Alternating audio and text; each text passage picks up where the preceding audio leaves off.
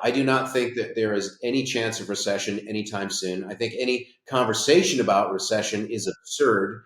The valuations here now are so appealing for a lot of these AI stocks. I think you have to own them. So I'm very comfortable with the economy. I'm comfortable with US exceptionalism, and I'm certainly comfortable owning AI stocks now.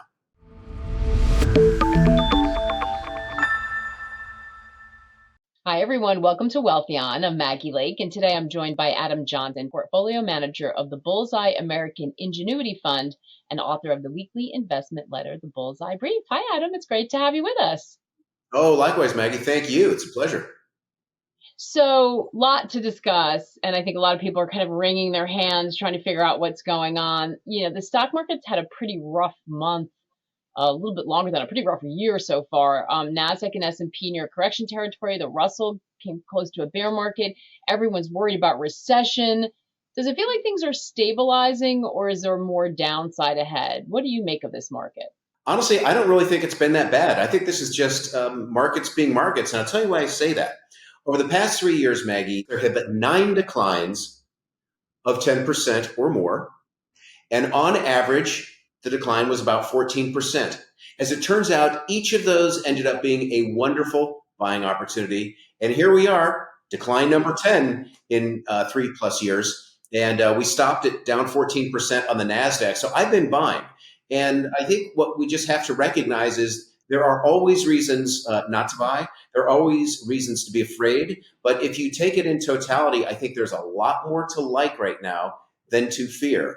And as I say, just a 14% correction is not out of the ordinary. It's just like everything else that we've seen over the past 3 years. And I'll even take it a step further and say this is probably the first of 3 14% corrections that we'll have over the course of the year, just because that's what we've seen each of the past 3 years. And again, they were all wonderful buying opportunities. So interesting. So you don't feel like something's different this time around. I mean, we have a different administration in. There seems to be different signals coming from the economy, but you're not worried that there's a bigger shift happening? No, there's always something. And so I run the American Ingenuity Fund. I'm a growth investor. Growth stocks are generally more volatile than the market, but we make more when we have the wind at our backs. And 3 times last year, Nvidia went down plus or minus 30%. I've owned Nvidia for a long time for my investors. And each time people said, Adam, do you think it's over? Is this finally the time where Nvidia just, they've lost their edge? I said no. As a matter of fact, last week at the bottom of the selling, when things were just really nasty in the middle of the week, for one brief shining moment, Nvidia was cheaper than the S&P 500. It was trading at about 20 times earnings, and the S&P was trading at about 20.5 times earnings.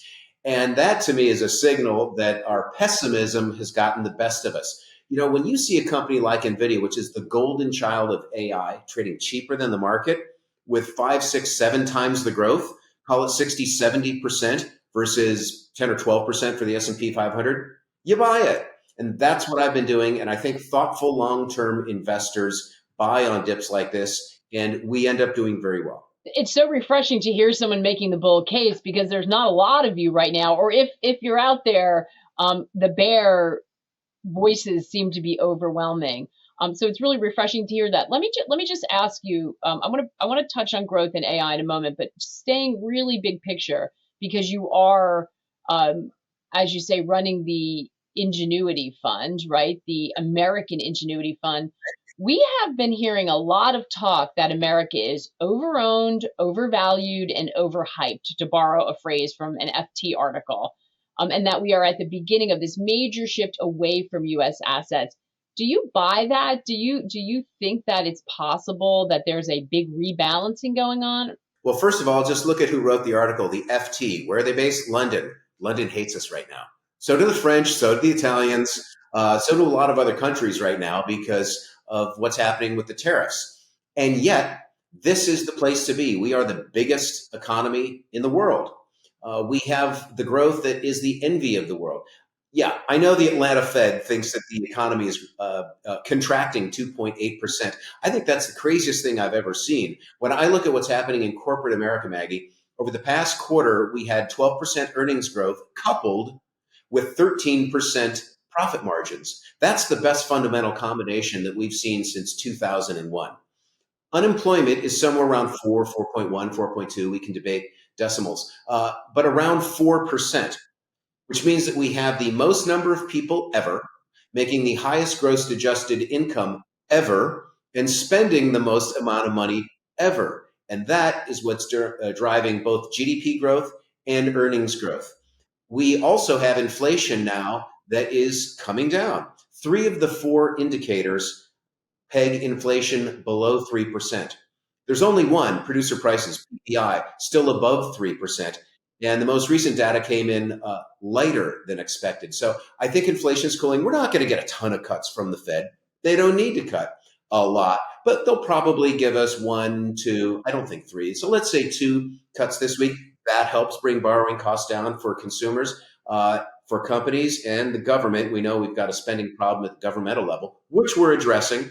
So when I look at all these macro factors in totality, again, I think there's a lot more to like than to fear. And then when I drill down deeper into my American Ingenuity stock picks, of which there are about 41, these are companies that I think can double, triple, or quadruple over the next couple of years because of cash flow growth.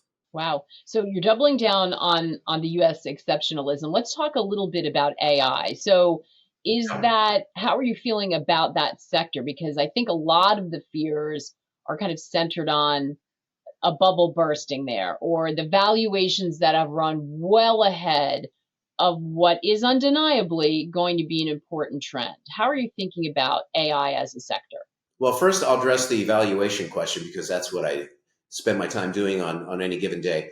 Palantir, I haven't touched. At one point, Palantir was trading at 200 times earnings and 57 times sales. You would need 57 years worth of revenues and or 200 years worth of earnings to justify that price. I have not touched Palantir. However, as I mentioned, Nvidia trading cheaper than the S&P 500. Sure, I'll buy that. The heart of AI. Look at a Celestica, which effectively builds AI platforms for companies.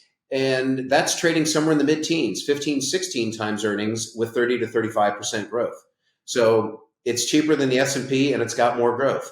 Look at a super micro computer, which again, like Celestica, assembles AI platforms. They go out and they buy the Nvidia chips, they wire them all together in an array. They go get Marvell storage technologies. They get power sourcers. They put it all together, and now you're in business for AI. That company is trading down at 12 times earnings because a short seller that has since gone out of business incorrectly alleged that there were accounting irregularities. The company has been cleared by a independent third party. The company management and the board, I should note, have all been cleared. The analysts are coming back in. The short seller's out of business. That stock trades at 15 times earnings with 70% growth based upon the most recent guidance. So yeah, I would actually take exception to the notion that AI is expensive. It's not. I think what has knocked a couple of bricks out of the AI wall is what came out of China, the deep seek.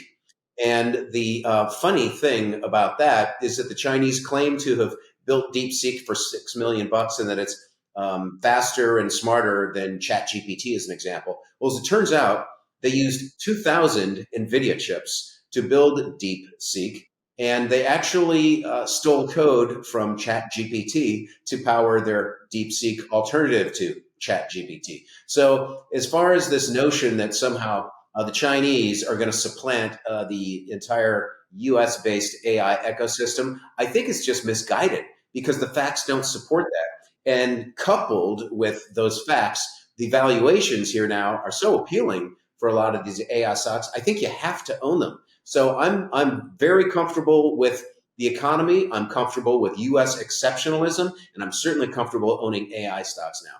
So I think that you make a very good point about DeepSeek, and there are a lot of questions about how they managed to do what they did, and we don't have a lot of transparency ever when it comes to China. But what about this broader idea that, listen, you have open source out there, and it's just so hard to build a moat around the kinds of investments that are being made. It's advancing AI, but can you get a return on the spend for individual companies. Does that concern you at all? No, because what you're getting at, which is a fair point, I think brings into the notion of what I call use cases. So there's this thing, AI. Wow, it's really powerful. Holy cow, I can type this question into my computer and get an amazing answer. It could write my term paper. Wow. Well, now how do we use it beyond writing a term paper? If you are Salesforce.com and you want to mine customer data, um, that's proprietary. You're developing those algorithms yourself. If you're Palantir, again, which I wouldn't touch because it's too expensive, but you are helping the US government, Department of Defense, build satellite defense systems so that satellites orbiting the Earth can view what's happening down below and start gaming out various scenarios. That's incredible. And that's proprietary. So yes, there is an element of openness to the code. I mean, ChatGPT has actually made aspects of ChatGPT open in the same way that Google made the Android operating system open. The Apple operating system is still proprietary to Apple, and I certainly use an Apple. But no, there when we drill down to use cases, and it's all over the place. What Target, what Costco, what BJ wholesalers are doing with AI, incredibly exciting. I mean, do you realize if you walk into Costco and you just go to your Costco app when you're in the store, turn it on, the AI will actually follow you because geolocation is so good they can pinpoint you exactly where you are on the right side or the left side of a given aisle. They look at what you're looking at, what you're putting in your basket, and they just start recording that over time. And so the next time you walk into a Costco, they will say, 3 of the 4 items you bought in your basket last time are now on sale 10% off. And in the next 20 minutes, if you double what you buy, we'll give you an extra 5. I mean, that's incredible stuff. And I mean, at Target, they're doing things. This is really neat. So they'll have a mannequin in the middle of the sales floor. And the mannequin might be dressed in, I'm making this up, just to illustrate, an orange dress. And it's a Tuesday. And they record how many sales of that orange dress they do on Tuesday. What if they dressed a mannequin in a yellow dress or a striped dress? What if they put that mannequin over by the elevator or by the window? What if they do it on a Wednesday instead of a Tuesday? They track all of that and they actually adjust their merchandising to maximize sale. That's incredible. And again, that's proprietary. That's a use case. And that's not something that can be easily copied. That's going to be unique to each of those stores. And that's the kind of stuff, if you couldn't tell, that gets me excited and why I want to own companies that are making it all possible. Yeah, very interesting. I just came from an event with a bunch of business leaders, and there was so much talk about AI, and not what if, but the to the extent they're But deploying it, AI agents. I mean, everyone is figuring this out. So whether you feel creeped out that you might be watched at Target, that's a different conversation. It is most certainly happening. How can people optimize their data? So I can see why that gets you excited. Are you thinking about, so when you're looking at it, you mentioned a couple of names, super microcomputer. Are you mostly looking at, I don't know if I want to call them infrastructure plays in the AI space, or are you moving into increasingly looking sort of at extending and moving to the sort of use cases and software yeah, that might be enabling companies? Where are you on the evolution of your investing in AI? I think you have to own all 3 of the components. You have to own the big guys, right? The Mag 7. You have to own the infrastructure and you have to own the use cases. So working backwards, use cases we were just talking about, I mean, practically in the same way that every company had to become an e-commerce company 15 years ago and then a cloud company 5 years ago, well, they're all having to become AI companies today. That's just the reality of the world in which we live. Yes, I can make a case that practically any company out there has a use case for AI. I think the obvious ones are Salesforce.com, largest for customer relationship management, and Palo Alto Networks, the largest for security, online security. Guarding companies' systems and networks, et cetera. So those are some obvious ones. As far as infrastructure, we talk a lot about data centers. Let me give you a really cool company, GE Vernova, ticker is GEV. This is a spinoff from the old GE. And they took the technology that powered, quite literally, GE Aviation, jet engines. Instead of mounting the engines on a wing, they mount the engines on huge steel brackets. And instead of running jet fuel through these engines, they run natural gas through them, and they burn very cleanly. And they use that thrust that's generated not to move an airplane, but instead to spin a turbine that generates electricity on site. Guess what? We've just figured out how to power data centers. So that would be an infrastructure example. Or you look at a Symbotic, a company that's up and down and up and down. Bottom line, when it gets to 20, you buy it. When it goes to 40, you sell it. And you just play it back and forth. I've done that with about a quarter of the position, three-quarters of the position. I just hold for long-term appreciation. But Symbotic is the company that is robotizing or automating all of Walmart's 47 distribution facilities. And when they're done with that, they're going to start automating the stores. And what a concept when robots will be going in and restacking the stores. So there's another use case that crosses over to infrastructure. And then the big guys, Meta, Google, et cetera, Amazon. I mean, you have to own them just because, to me, that's core ingenuity. But they're also the ones developing it. Microsoft, as I'm sure our viewers and listeners know, owns half of OpenAI, the company that owns ChatGPT. So I think you have to have a basket of all these names. Yeah. It sounds like that you have, everyone has to get a little bit more niche and really understand what these companies are doing. So right now you have to own the big ones, but it sounds like smaller players are going to be able to really make a difference here. In the beginning with that big spend, it seemed like it was concentrated in the Mag 7, the Microsofts, the deep pockets, Alphabet, and Meta. Are we in a period now where smaller companies, I don't want to call them mid-size, they're probably bigger than that, but where smaller companies are going to be a little bit more specialized in what they do? Is that kind of where you're fishing right now? Well, I buy across all market caps. So yeah, I've got the big guys, but then I've got some of these other smaller, really neat companies. Maybe one that our viewers are familiar with, SoFi, which was the first ever from the ground up online bank. Ticker is SOFI. Maybe our viewers who live out in California are familiar with SoFi Stadium, home of the LA Rams, et cetera. And so that's an interesting company because here it is, a bank that doesn't have any branches. It's totally online. It started off just making loans to students, as part of a student loan program.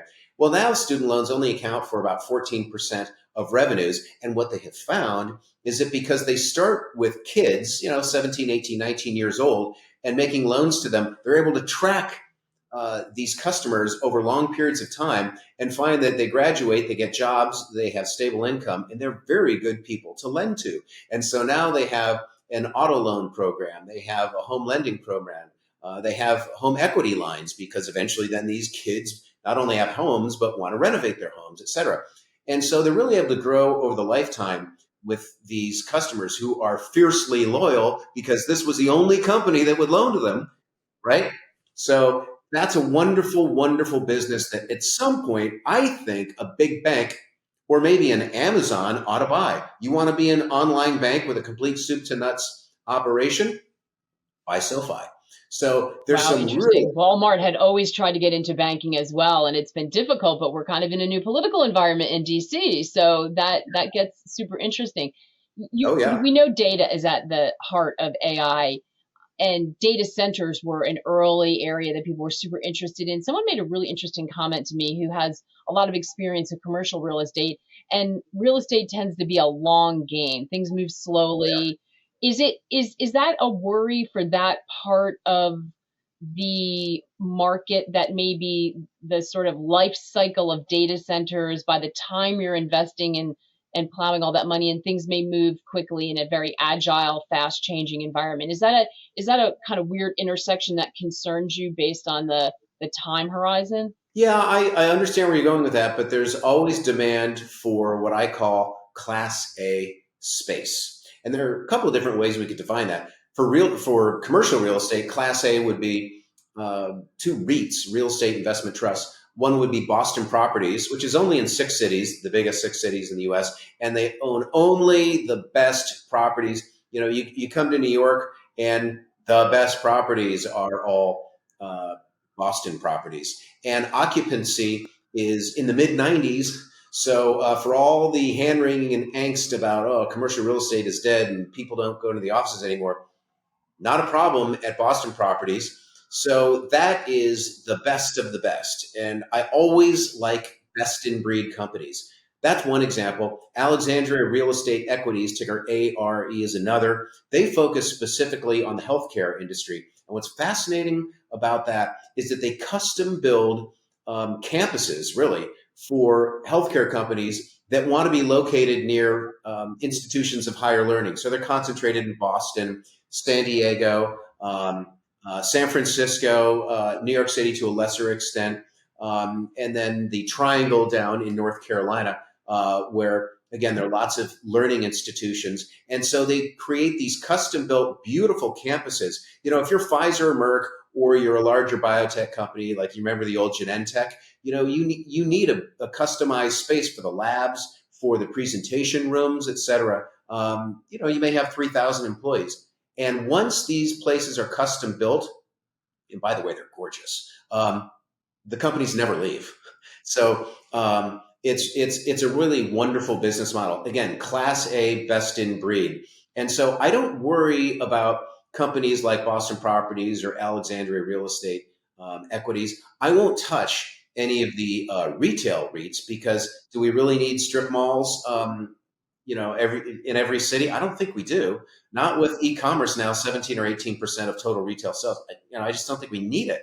And they're trying to, readapt readapt the uses for some of that space. So I don't want to touch that stuff. As far as data centers go, the demand for data centers is huge, and we're going to build 20% more data centers this year. There are a number of studies that point to that. And we're still nowhere near being able to satisfy the ongoing demand, which, of course, is because of AI and the importance of being able to compute. And, that has to be done in data centers. It requires, it's a very specialized space. Data centers, in the middle of the winter, they're running air conditioning through them to cool the machines. The power consumption is so voracious. And that's why we talk about stressing the grid. Well, it's why I like GE Vernova. We're going to just power these things on site. So I think you have to think about the totality of what is happening in the economy and the demand that creates. There's always population growth, and thank goodness. As a result, there's GDP growth, and there's also GDP growth, I should note, because of productivity growth, and there's productivity growth because of AI. So this becomes a virtual cycle. And I don't mean to sound like a Pollyanna. Life is not perfect. There are all sorts of issues that we have. I'll tell you right now, every clean energy stock I've ever bought, I've lost money on. So nothing is perfect. But there, again, I go back to what I said initially. There's a lot more to like than to fear. Yeah. So on your list, I noticed that you have Coinbase. I think at least you did. Or is that something that you're still positive about? Because that's been at the center of so many changes and the beneficiary, really, of what seems to be a different environment in Washington when it comes to crypto and blockchain digital assets. How are you feeling about Coinbase these days? I love it. For the long-term investors among us, and I'm certainly one of those, I've owned this company for a long time. I mean, I don't know how many up I am on it, whether it's 400 or 500 or 600%. It's very volatile, so it's kind of tough to return. And every now and then I sell a little, but for the most part, I just leave it alone. For the traders among us, I will tell you at the moment, it's kind of trading back and forth from 200 to 300, 200 to 300, right? As Bitcoin goes from sort of 80 to 110, 80 to 110, 80. So you can trade it if you want, or trade a portion of it, but I just like to hold it. And I'll tell you why, Maggie. It's kind of the last man standing of all of the different crypto. Remember when Silvergate blew up? That was so painful. Coinbase went down a lot. But the key to Coinbase is that it's now part of the essential infrastructure, the crypto infrastructure in this country. it's the backbone for all of BlackRock's institutional and even individual, but they're really institutional for all of their institutional clients who trade crypto. So if you are a hedge fund and you want to trade crypto and you're doing it through BlackRock, you're using Coinbase. You're using Coinbase as an exchange. You're using Coinbase to swap your Bitcoin into dollars or euros or whatever currency you want. You're using Coinbase to custody your crypto in a safe. Remember, it didn't use, it wasn't always safe to store crypto. You're right. You had to put in the little thumb drive and pull it out, and that was cold storage. Well, now you can safely store it online. You don't have to do that anymore.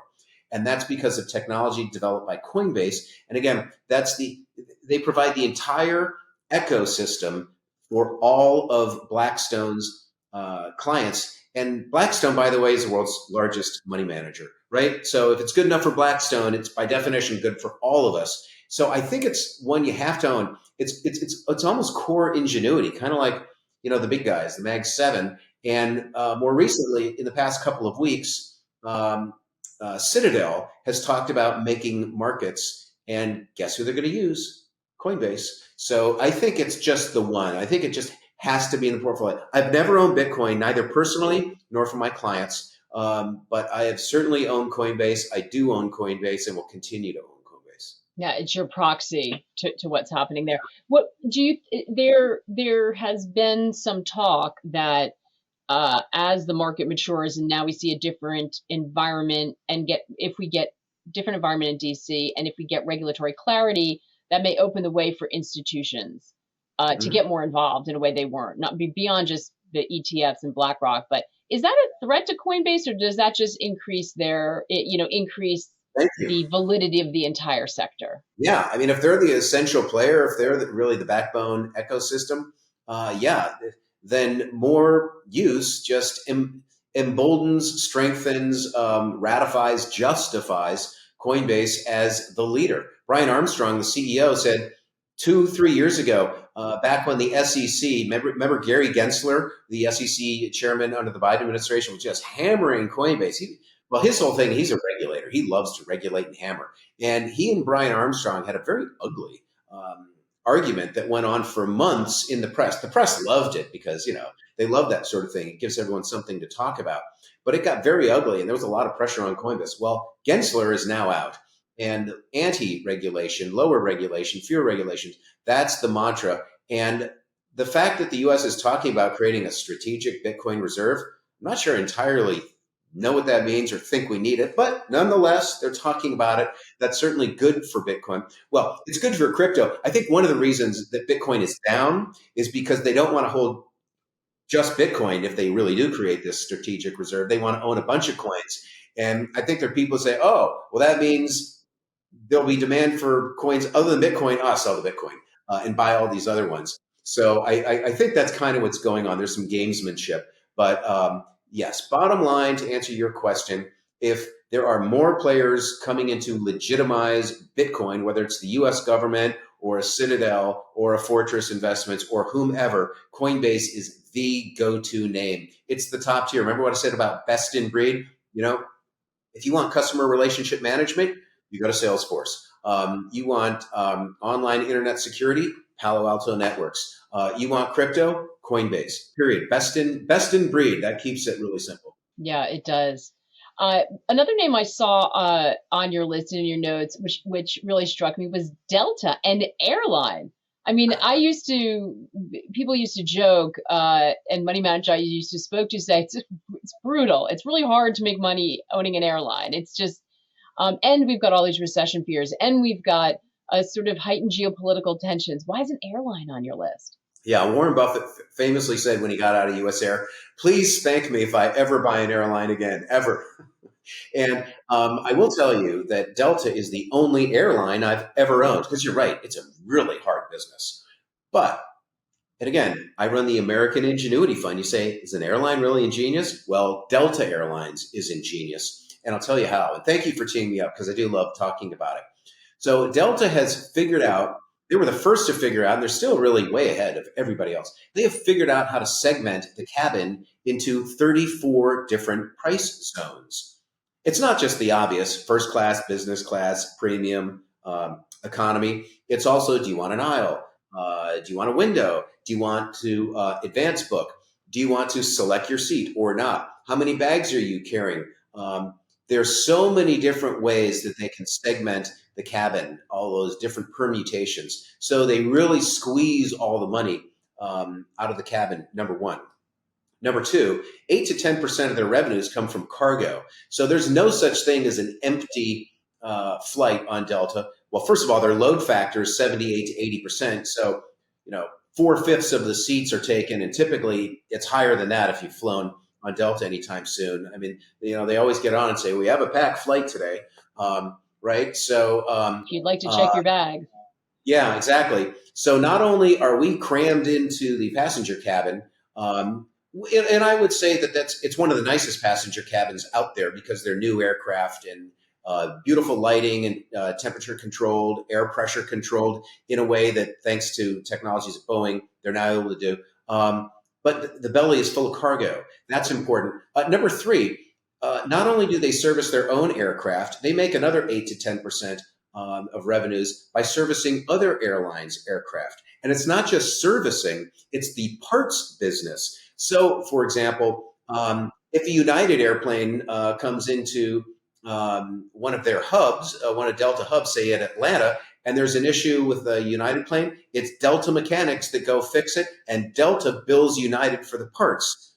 Again, brilliant. They get another $1 billion, point number four, they get another $1 billion a year, actually more at this point, from Amex selling the very few extra seats they have, but nonetheless selling the right to give those seats away to Amex. So Amex pays Delta $1 billion that goes right to the bottom line, and now Delta can hand out, or Amex can hand out rewards as its reward program. Oh, a free flight on Delta.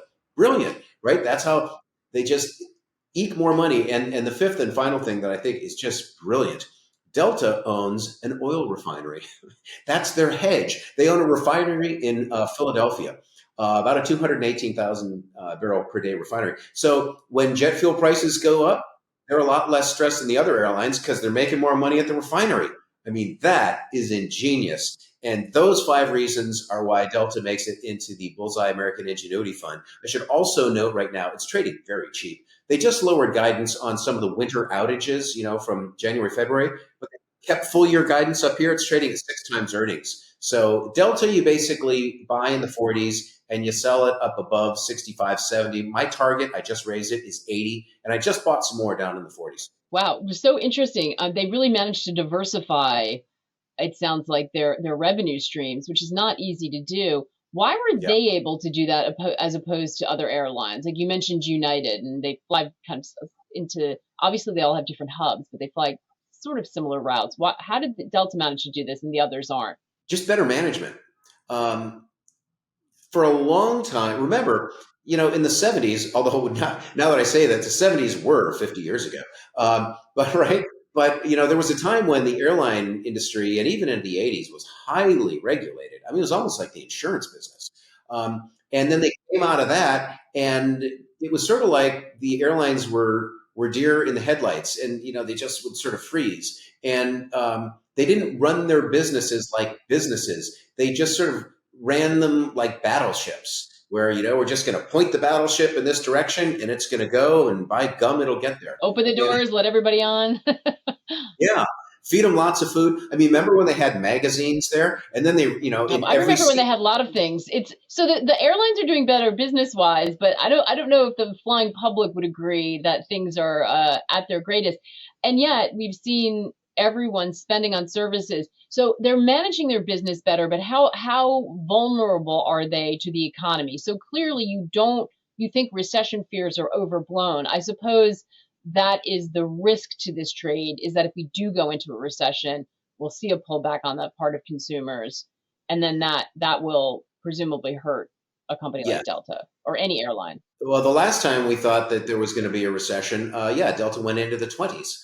And I suspect that if we really thought there were going to be a recession, it'd probably go into the 20s, meaning it gets cut in half and then some. But no, I do not think that there is any chance of recession anytime soon. I think any conversation about recession is absurd.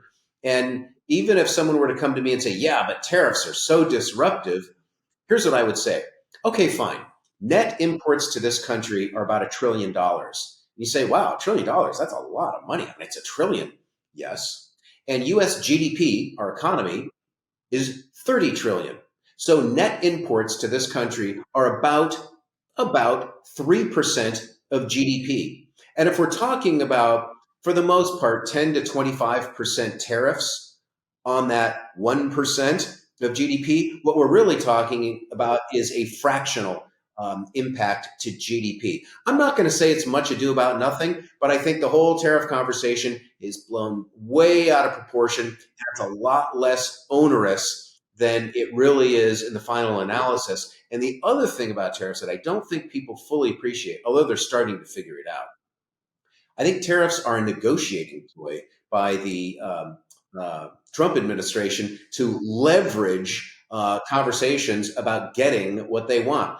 As an example, whenever a European car comes into the US, there's a 2.5% tariff on it. And that's to try to incentivize the building of European cars here in the US. That's why BMW now builds BMWs in South Carolina, and they have a research facility there too. All right, fine, 2.5% tariff. But when an American car goes over to Europe, there's a 10% tariff. So why is it that we are effectively charged 4 times what we charge the Europeans? Well, Trump effectively threatened to put a 10% tariff, in the way he said it, oh, we're doing to them what they do to us. Well, guess what? Within 36 hours, the Europeans said, okay, fine, we'll match your 2.5%. So there's some gamesmanship that can be very ugly and very strenuous, and it may undermine some of our relationships with allies. I mean, just pick up any newspaper, and that's probably one of the lead articles somewhere on the front page. And yet, I think you have to view tariffs as a means to an end and not an end unto themselves. And we're starting to kind of figure that out, I think, in some ways. Why do you think, I mean, it's sort of a hard question, but I'm curious if you have any thoughts. Why do you think people are so worried about recession, so worried about an AI bubble bursting, so worried that assets are going to flow out of the US for the next decade and relocate overseas? Why do you think it feels so fraught right now? That's just human nature, sadly. I am not that way. I'm a risk taker, I'm an optimist, and I'm all American. That's who I am. That's why I started the Bullseye American Ingenuity Fund. And I almost rarely raise cash. And that has served me very well because over time I've beaten the S&P 500 by just playing through the pain. This is what we're aiming to do. We're not trying to buy and sell. Time in the market, not timing the markets. But, bears always sound smarter than bulls, right? Because they're skeptical and they must see something that we bulls don't see. So people always give them attention. Listen to the news on any given night. They never lead with how wonderful things are.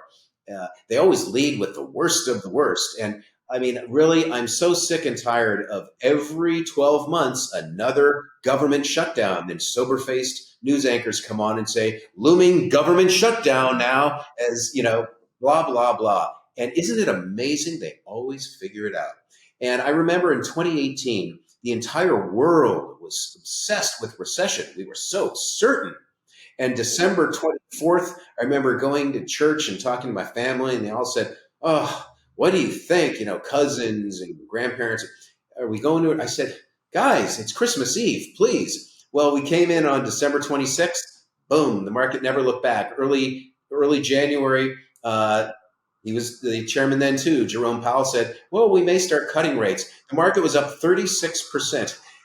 I mean, the pendulum of emotion it does the same thing all the time. It always swings way too far to the left, and then admittedly probably too far to the right, and somewhere in the middle is reality. So it's just People being people. That's all we're seeing. Yeah, it is true, and certainly, if it bleeds, it leads has been a long adage in media, and we never seem to be able to break the traditional media never seems to be able to break that. Last question for you. I'm so happy that you were talking about time frame. You know, if you're a long-term investor, do this. If you're short-term, you want to trade it, do this. It's such an important distinction. So thank you for that. Do you feel like we're in an environment where I think you mentioned we may see three different dips of 10% at some point this year? Or should we just get used to this volatility, and do we all have to be a little bit more plugged in and be thinking about and checking our portfolio? Like, are you rebalancing or changing your positions more than you usually do? Nope, I don't touch them. I set my allocation, and then I let those stocks do their thing. And then when new money comes into the fund, or an existing investor says, I'm going to wire you another $250,000, put it to work. It's the same allocation, unless something has changed. For example, a company reaches my target, so I sell half, as I always do, and then I redeploy that capital into our next potential double or triple. I make very few changes. And as to the volatility, I think we have to make peace with the fact that a lot of the daily trading, the New York Stock Exchange has done studies on this, and the New York Stock Exchange itself admits that probably three quarters, some days even more, three quarters of the daily trading is just computers. It's not people like you and me having a conversation saying, Maggie, what do you think? Well, I don't know, Adam. I ran the numbers and I think, no, that's not what's happening. It's algorithms. I'll give you an example, especially around earnings. So the algorithms have been pre-programmed to, as an example, when Meta, Facebook, comes out with earnings, to look at earnings, revenues, margins, the different businesses, ad revenues, contribution from Instagram, contribution from WhatsApp, guidance, daily active users, monthly active users. All these numbers have been pre-programmed. And as soon as the press release comes out, an algorithm, a computer, effectively immediately word scans, and in an instant, and by instant, I mean literally a split second, looks for all of the numbers associated with all those words and matches the numbers with the pre-program. And if, say, more than 80% of those numbers fall short, or if one of the critical ones like earnings fall short or guidance falls short, the stock is instantly down 10% and frequently down more than that. It happens so fast that you can't possibly get a trade-off. And then what happens is there's the conference call later that night, and then analysts rerun their numbers, and the next morning analysts come into the portfolio manager's office and they have a talk about it. Maybe there's a meeting at 10 or 11 and everyone's sitting around a table. That's when the conversation happens. It says, okay, explain what happened at Meta last night. Stock's down 14%, but it looks like it's coming back. And then the analyst runs you through the numbers. So multiply that by every stock of note in the market. And then there's some of these high beta stocks, like the ones that I trade, the growth stocks are more volatile. That's what's driving markets. And I think investors need to be aware of that dynamic. They can get depressed by it, or they can just acknowledge it and see it as an opportunity to, on occasion, actually pick up a stock that shouldn't have traded down as much as it did. That's what's driving the volatility. It's here to stay. And yes, I think the current sell-off has bottomed. And yes, I think we will rally to new highs. And yes, I think we will see more sell-offs this year, maybe back down to where we are again, and it'll retest. And people say, oh my gosh, is it over? And we'll say, no, we're not over. It's just markets being markets. Keep your eye on the long-term horizon. We're going to end on that positive note, Adam. As I said, so refreshing to get that point of view, and really appreciate you coming by. Thank you so much. Oh, thank you, Maggie. Anytime. Pleasure to be with you.